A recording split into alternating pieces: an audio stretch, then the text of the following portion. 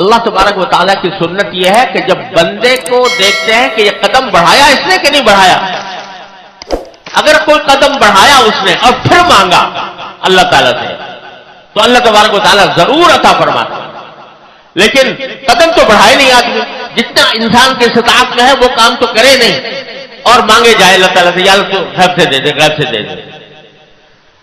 ارے قدم بڑھاؤ اور پھر اللہ تعالیٰ سے مانگو تو پھر اللہ تبارک و تعالیٰ اپنی رحمت سے عطا فرمائے. یہ ہے معنی اس حدیث کے کہ جو شخص کسی کا دیندار ہو گیا ہو اور دل میں اس کا ارادہ ہو، ارادہ ظاہر ہوتا ہے عمل سے کہ تھوڑا ہو لیکن وہ ادا کرنے کی فکر کر رہا ہے، تو پھر اللہ تبارک و تعالیٰ اس کی طرف سے ادا کرا دیتے ہیں.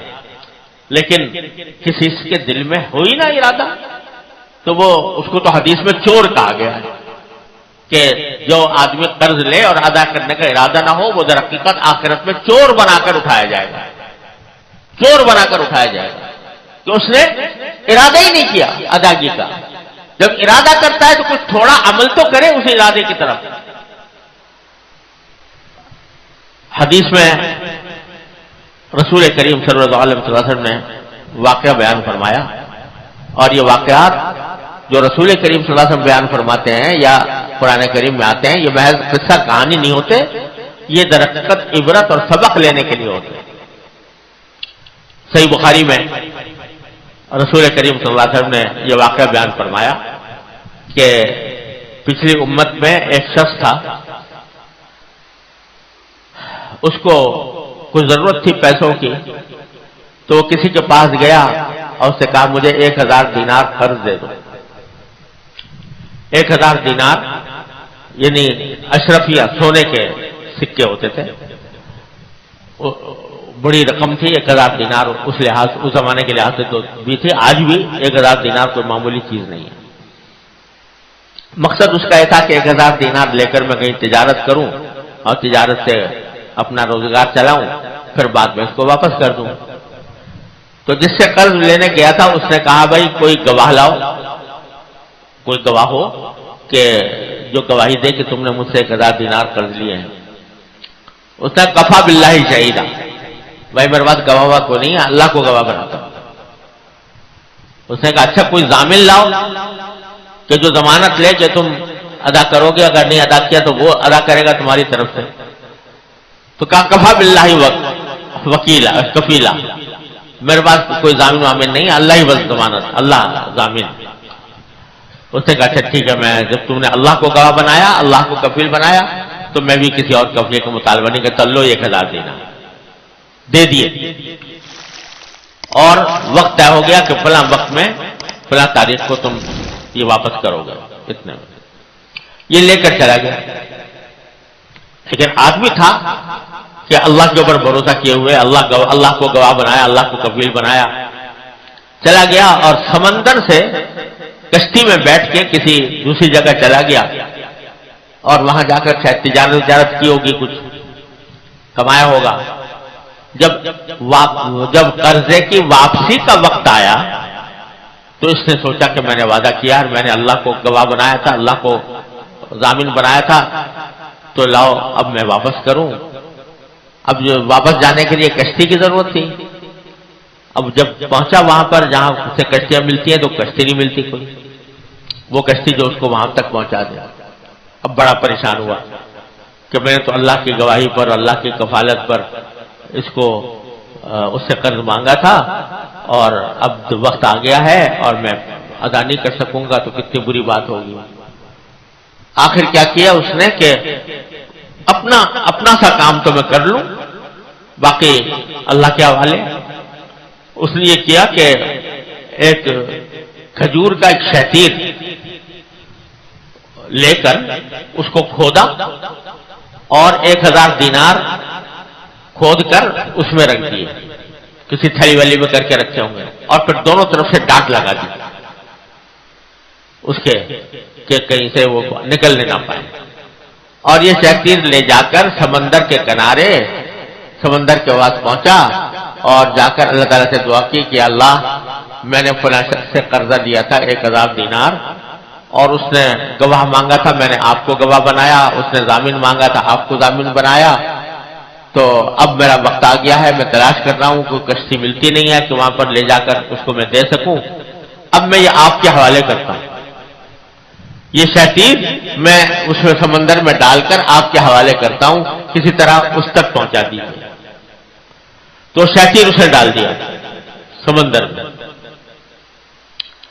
اب جس شخص نے قرض دیا تھا 1000 دینار، وہ کسی وقت ایسے ہی سیر ویر کرتا ہوا سمندر کے کنارے پہنچا تو وہاں دیکھا کہ ایک شتیر بہتا ہوا آ رہا ہے، تو اس نے سوچا کہ یہ لکڑی ہے تو اپنے گھر میں یہ کام آئے گی ایندھن کے طور پر، تو وہ شتیر اس نے اٹھا لیا اور اٹھا کر اپنے گھر لایا۔ اس شتیر کو کھولا، اس کو جو سوچا ہوگا کہ اس کو ایندھن کے طور پر استعمال کروں گا، دیکھا تو اس پہ ڈانٹ واٹ لگی ہوئی تھی، اس کو کھولا، اندر سے ہاتھ ڈال کے دیکھا تو اس میں 1000 دینار رکھے ہوئے تھے، وہ اس کو مل گئے۔ ادھر کچھ دن کے بعد اس کو سواری مل گئی، دوسرے جزیرے میں جو تھا مقروض، اس کو سواری مل گئی، وہ سواری میں بیٹھ کر واپس آیا اور آ کر 1000 دینار لے کر اس کے گھر پہنچا اور کہا کہ بھائی میں نے تم سے 1000 دینار لیے تھے، تم نے مجھے بھروسہ کیا اللہ پر، اللہ کی ضمانت پر، تو میں یہ 1000 دینار تو میں وقت پر لا نہیں سکا اس واسطے کہ وہ کشتی مجھے ملی نہیں تھی، لہذا 1000 دینار یہ میں اب دینے آیا ہوں آپ کو۔ اس نے کہا تمہارا 1000 دینار کا قرضہ تو اللہ نے ادا کر دیا۔ اس نے کیا ہوا کہ اس طرح میں نے شتیر کے اندر سے مجھے 1000 دینار مل گئے۔ یہ واقعہ بیان فرمایا نبی کریم سرور دو عالم صلی اللہ علیہ وسلم نے۔ کیوں بیان فرمایا؟ ہمیں آپ کو اس طرف متوجہ کرنے کے لیے کہ جب کوئی شخص اخلاص کے ساتھ، خلوص کے ساتھ اللہ تعالیٰ پر بھروسہ کر کے اپنے ذمہ داری کو ادا کرنا چاہتا ہے اور پھر اللہ سے مانگتا ہے، تو اللہ تبارک و تعالیٰ اپنے فضل و کرم سے اس کا کام بنا دیتے ہیں، اس کا قرضہ بھی ادا کروا دیتے ہیں، اس کی دینداری بھی پوری کرا دیتے ہیں۔ لیکن شرط کیا ہے کہ اپنا سا کام کر لو، تھوڑا سا کام کر لو جو تمہارے بس میں ہے، اتنا کر گزرو، اس کے بعد مانگو اللہ میاں سے۔ حضرت مولانا رومی رحمۃ اللہ علیہ، اللہ تعالیٰ ان کے درجات بلند فرمائے، فرماتے ہیں کہ حضرت یوسف علیہ السلام کا قصہ بیان کرتے ہیں۔ حضرت یوسف علیہ السلام کو جب زلیخا نے گناہ کی دعوت دی تو قرآن کریم میں خود ہے کہ غلقت الابواب، اس نے سارے دروازوں پر تالے ڈال دیے تھے کہ کہیں یوسف علیہ السلام باہر نہ نکل سکے، اور دعوت دی گناہ کی۔ حضرت یوسف علیہ السلام آنکھوں سے دیکھ رہے تھے کہ دروازوں پر تالے پڑے ہوئے ہیں، لیکن جب اس نے گناہ کی دعوت دی تو بھاگے دروازے کی طرف، استبق الباب، دروازے کی طرف بھاگے، حالانکہ پتا ہے کہ دروازے میں تالے پڑے ہوئے ہیں، لیکن بھاگے کہ میرے بس میں اتنا ہے کہ میں یہاں سے بھاگ کے دروازے تک پہنچ جاؤں۔ دروازے کھولنا کسی اور کا کام ہے، تو اپنی طرف سے جو کوشش تھی وہ کر لی، اور کر کے پھر دروازہ کے پاس جا کے اللہ تعالیٰ سے مانگا۔ تو جب وہاں پہنچے تو اللہ تعالیٰ، انہوں نے اپنے حصے کا کام کر لیا تو اللہ نے اپنے حصے کا کام کر لیا کہ دروازے کے تالے توڑ دیے۔ تو مولانا رومی رحمۃ اللہ علیہ فرماتے ہیں کہ گرچہ رکھنا نیست عالم را پدید، گرچہ رکھنا نیست عالم را پدید، خیرہ یوسف وار می باید دوید، کہ اس دنیا میں بھی تمہیں اگرچہ کہیں رکھنا نظر نہیں آ رہا گناہوں سے بچنے کا، لیکن اسی طرح دوڑو جیسے کہ یوسف علیہ السلام دوڑے تھے، جتنا دوڑ سکتے ہو اتنا دوڑ لو۔ تو اللہ تبارک و تعالیٰ کی سنت یہ ہے، بندہ جب قدم بڑھاتا ہے، بڑھا کر مانگتا ہے، اپنے حصے کا کام کر کے مانگتا ہے، تو وہ مولا نا امید نہیں کرتا، وہ مایوس نہیں کرتا۔ میں نے اپنے والد ماجد قدس اللہ تعالیٰ سرہ سے کئی مرتبہ یہ واقعہ سنا۔ یہ جس وقت انگریزوں کا قبضہ ہوا ہندوستان کے اوپر اور 1857 کی جہاد آزادی لڑی گئی، تو اس میں مسلمانوں کو شکست ہوئی اور انگریزوں نے بڑے زبردست مظالم اٹھائے. تو اس میں ایک بزرگ تھے، وہ ان کے بارے میں یہ اندیشہ تھا کہ وہ اگر باہر نکلیں گے تو ان کے پھانسی کے تختے ہر جگہ لگے ہوئے تھے، تو ان کو پھانسی دے دی جائے گی. تو وہ بیچارے ایک گھر کے اندر روپوش تھے، گھر میں روپوش تھے، کیونکہ باہر نکلے تو پھانسی. تو وہاں روپوش تھے اور کوئی دیکھ بھال کرنے والا بھی نہیں، کھانے پینے کا بھی کوئی انتظام نہیں. تو اسی میں فاقے ہو گئے، یہاں تک کہ پیاس کی شدت میں برا حال اور پانی کا ایک قطرہ بھی موجود نہیں. یہاں تک کہ یہ نوبت آ گئی کہ حرکت کرنا مشکل ہو گیا پیاس کی وجہ سے. تو یہ بظاہر ایسا لگ رہا تھا کہ بس اب آخری وقت ہے، موت آ جائے گی. لیکن انہوں نے یہ کام کیا کہ ویسے تو اٹھ کر چلنے کی تاب نہیں تھی، طاقت نہیں تھی کمزوری کی وجہ سے. انہوں نے اتنا کام کیا کہ پیالہ ایک قریب تھا وہ ہاتھ میں لیا اور پیالے کو ذرا سا کھسکا کر تھوڑا تھوڑا آگے بڑھا کر صحن تک لے آئے. اور جب صحن تک لے آئے تو اللہ تعالیٰ سے دعا کی، یا اللہ میرے بس میں اتنا تھا کہ میں یہ پیالہ اٹھا کر کھسکا کر کس کو صحن تک لے آؤں، باقی اس پیالے کو پانی سے بھرنا یہ آپ کا کام. یہ دعا کرتے ہیں. اللہ تعالیٰ کا کرنا ایسا ہوا، تھوڑی دیر کے بعد بادل آئے، بارش برسی، پیالہ بھر گیا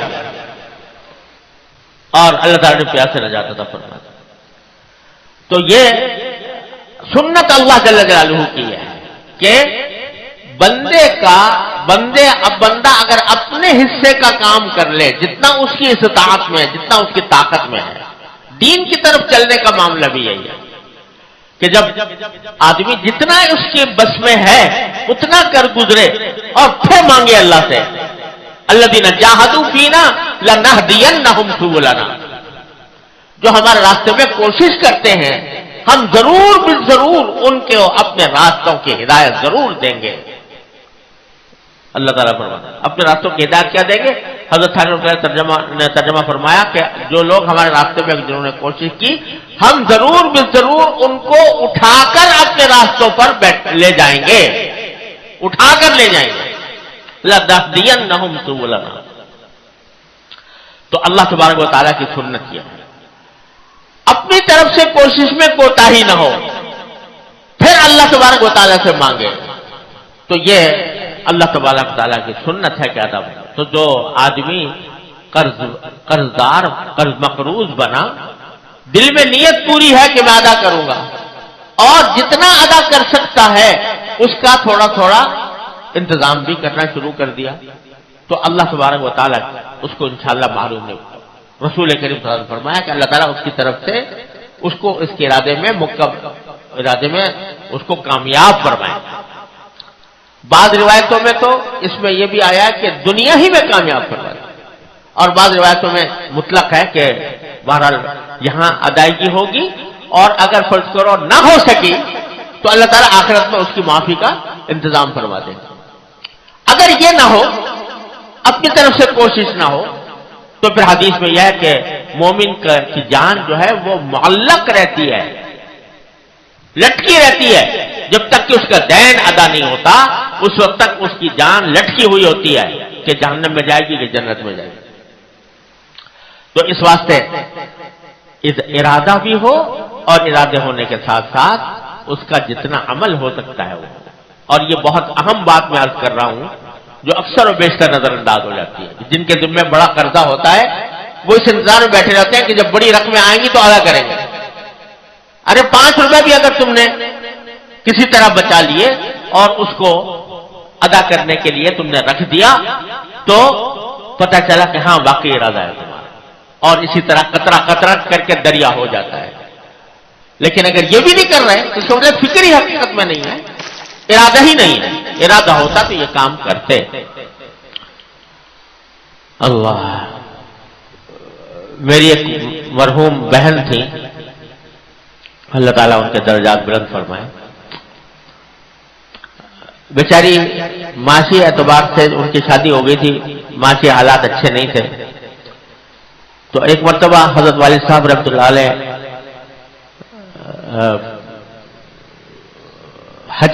حج کے لیے گئے تھے، حج سے واپس آئے.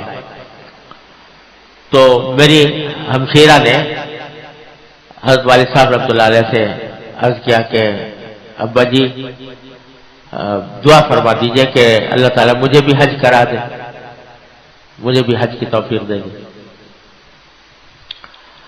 تو حضرت والد صاحب نے فرمایا کہ یہ دعا تو تم کرا رہی ہو، تمہارا دل چاہتا ہے حج کرنے کا؟ کہ جی بہت دل چاہتا ہے. کہ ارادہ ہے؟ کہ جی ہاں بہت ارادہ ہے، اللہ تعالیٰ اسباب پیدا فرما دے تو ضرور کروں گی. کہا نہیں، تمہارا ارادہ نہیں، تمہارے خواہش نہیں. نہیں ابا جی میں تو اتنی خواہش ہے، میں تو اتنا کرتی ہوں، دعا بھی مانگتی ہوں. کہا کہ کوئی تم نے پیسہ جمع کرنے کی کوشش کی اس کے لیے، حج کے لیے؟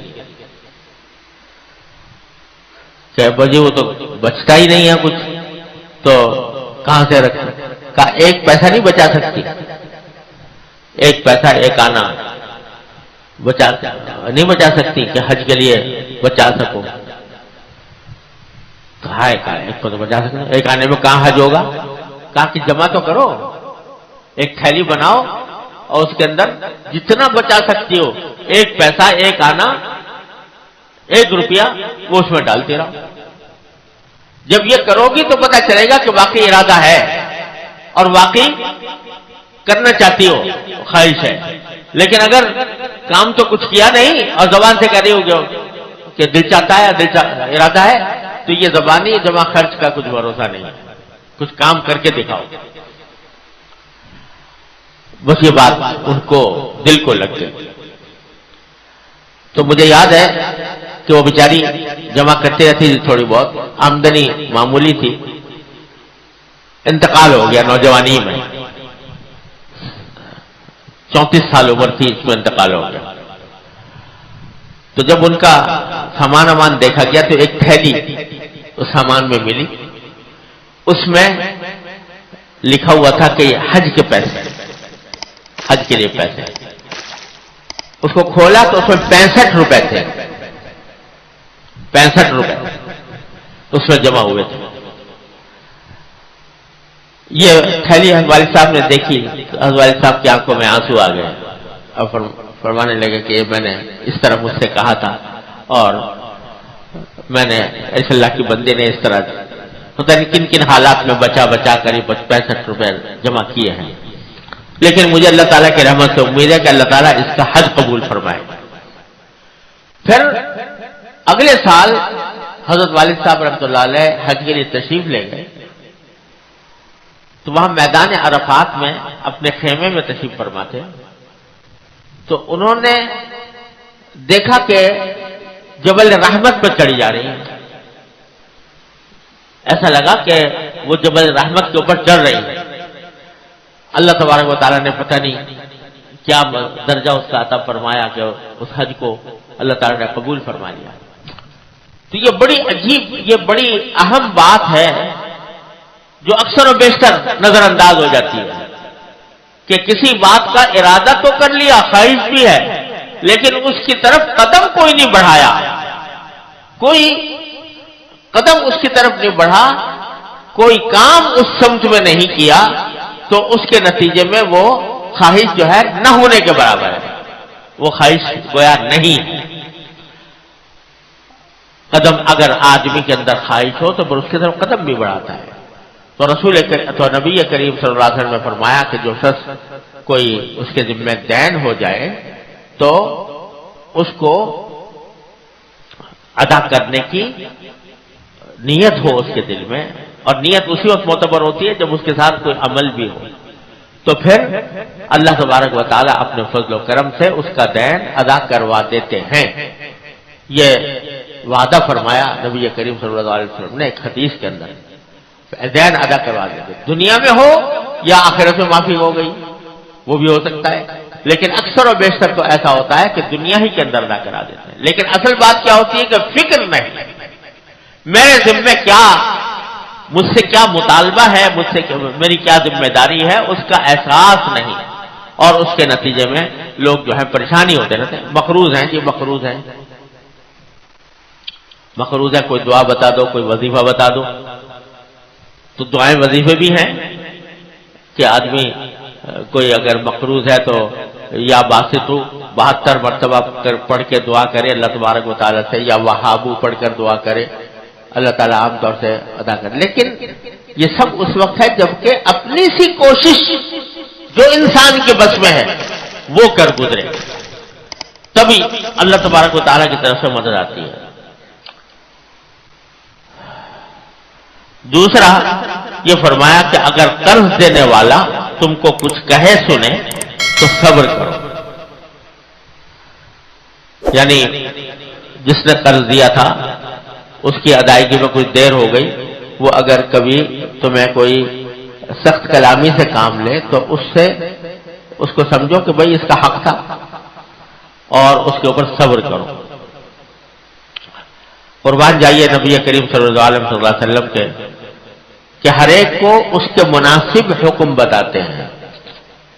جو قرض دینے والا ہے اس کو تو تعلیم یہ دی گئی ہے کہ بھائی تم نرمی کا معاملہ کرو، سختی نہ کرو، لیکن جو قرض لیے ہوئے بیٹھا ہے اس کو یہ کہا گیا کہ اگر کوئی سختی کا بھی معاملہ کرے تو اس کو اوپر صبر کرو، یہ نہ کہو کہ اس نے میرے ساتھ زیادتی کی۔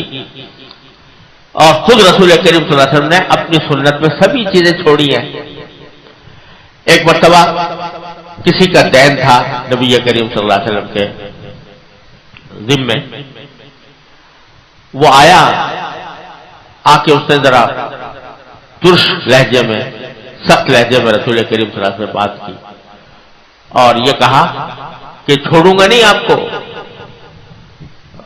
آپ کو تنگ کرتا رہوں گا، چھوڑوں گا نہیں، مجھے ادائیگی کرو۔ حالانکہ رسول کریم صلی اللہ علیہ وسلم نے کب یہ کہا کہ میں نہیں ادائیگی کروں گا، لیکن وہ آ کے اس طرح کہ مجھے ہر حال میں وصول کروں گا، چھوڑوں گا نہیں۔ صحابہ کرام کے مجمع میں ایک آدمی آ کر، ایک عربی دیہاتی آ کر وہ رسول کریم صلی اللہ علیہ وسلم سے اس طرح سخت کلامی کا مظاہرہ کر رہا ہے۔ صحابہ کرام کو بڑا تیش آیا کہ یہ رسول کریم، تو انہوں نے کہا کہ جانتے ہو تم کس سے بات کر رہے ہو، کس سے بات کرتے ہو؟ تو رسول کریم صلی اللہ علیہ وسلم نے فرمایا کہ اللہ کے بندو، صحابہ کرام سے خطاب کرتے ہو، اللہ کے بندو تمہیں چاہیے تھا کہ اس صاحب حق کی حمایت کرتے، حق تو اس کا تھا، مجھے ادا کرنا ہے تو اس کی حمایت کرتے، اور تم الٹا اس کے اوپر کر رہے ہو، اس کو حق حاصل ہے، لصاحب الحق مقال، جو صاحب حق ہوتا ہے اس کو کچھ کہنے کا بھی حق ہوتا ہے۔ تو صحابہ کرام کو الٹا سمجھایا کہ آپ کو اس کے اوپر برا نہیں ماننا چاہیے کیونکہ یہ صاحب حق ہے، اور پھر آپ نے فرمایا کہ بھائی تم صحیح کہتے ہو، میں ابھی اتفاق سے اس وقت رسول کریم صلی اللہ علیہ وسلم کے پاس خود انتظام نہیں تھا اس کے دین کو ادا کرنے کا، تو آپ نے ایک اور خاتون کے پاس پیغام بھیجا اور ان سے کہا کہ آپ کے پاس اگر کچھ کھجوریں ہوں تو اتنی کھجوریں بھیج دو، میں اس کے ذریعے کا دین چکا دوں، پھر انشاءاللہ عنقریب میں آپ کو اس کی ادائیگی کر دوں گا۔ لے کر اس کو ادا کرایا، لیکن اس سے جو تلخ کلامی کی تھی اس پر نہ صرف یہ کہ صبر کیا بلکہ دوسروں کو بھی تعلیم دی کہ صاحب حق کو کچھ کہنے سننے کا حق حاصل ہوتا ہے، تمہیں اس کے مخالفت نہیں کرنی چاہیے تھی، تمہیں اس کی حمایت کرنی چاہیے۔ یہ ہے تعلیم جو رسول کریم، یہ جملہ جو حضرت والے نے پھر دوبارہ پڑھ لیتا ہوں فرمایا کہ حتی الامکان کسی کے قرضدار مت بنو، اور اگر بضرورت قرضدار ہونا پڑے تو ادا کی فکر رکھو، بے پرواہ مت بن جاؤ، اور اگر قرض دینے والا تم کو کچھ کہے سنے تو صبر کرو، کیونکہ اس کو کہنے کا حق حاصل ہے۔ یہی ساری جو چند جملے جو حضور نے فرمائے، یہ سارے احادیث جو میں نے آپ کو سنائی ان سے یہی باتیں ساری مستنبط ہوتی ہیں۔